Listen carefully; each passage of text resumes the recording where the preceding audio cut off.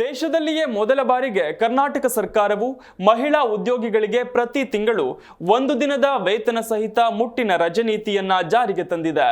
ಈ ನೀತಿಯು ಮಹಿಳಾ ಉದ್ಯೋಗಿಗಳಿಗೆ ಪ್ರತಿ ತಿಂಗಳು 1 ದಿನದ ವೇತನ ಸಹಿತ ರಜೆಯನ್ನು ಒದಗಿಸುತ್ತದೆ.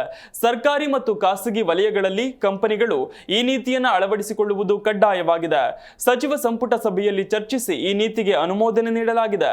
ಸರ್ಕಾರಿ ಕಚೇರಿಗಳು, ಗಾರ್ಮೆಂಟ್ಸ್, ಬಹುರಾಷ್ಟ್ರೀಯ ಕಂಪನಿಗಳು, ಐಟಿ ಮತ್ತು ರಾಜ್ಯದೊಳಗೆ ಕಾರ್ಯನಿರ್ವಹಿಸುತ್ತಿರುವ ಇತರೆ ಎಲ್ಲಾ ಕಂಪನಿಗಳಂತಹ ವಿವಿಧ ಖಾಸಗಿ ವಲಯದ ಕೈಗಾರಿಕೆಗಳು ಸೇರಿದಂತೆ ರಾಜ್ಯದ ಎಲ್ಲಾ ವಲಯಗಳಲ್ಲಿ ಕೆಲಸ ಮಾಡುವ ಎಲ್ಲಾ ಮಹಿಳೆಯರಿಗೆ 1 ದಿನದ ವೇತನ ಸಹಿತ ರಜೆಯನ್ನು ಮಂಜೂರು ಮಾಡಲು ನಿಯಮ ರೂಪಿಸಲಾಗಿದೆ.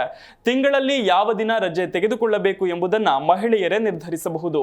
ಸರ್ಕಾರಿ ಮತ್ತು ಖಾಸಗಿ ವಲಯವನ್ನು ಲೆಕ್ಕಿಸದೆ ಎಲ್ಲಾ ಮಹಿಳಾ ಉದ್ಯೋಗಿಗಳಿಗೆ ಇದು ಅನ್ವಯಿಸುತ್ತದೆ. ಈ ನಿಟ್ಟಿನಲ್ಲಿ ಮಹಿಳೆಯರಿಗೆ ಸಂಬಳದ ಜೊತೆಗೆ ವರ್ಷಕ್ಕೆ 12 ಮುಟ್ಟಿನ ರಜೆಗಳು ಸಿಗಲಿವೆ. ಸಚಿವ ಸಂಪುಟ ಸಭೆಯಲ್ಲಿ ಒಪ್ಪಿಗೆ ಪಡೆಯಲಾಗಿದ್ದು ಆದಷ್ಟು ಬೇಗ ಈ ನೀತಿ ಅನುಷ್ಠಾನಕ್ಕೆ ಬರಲಿದೆ.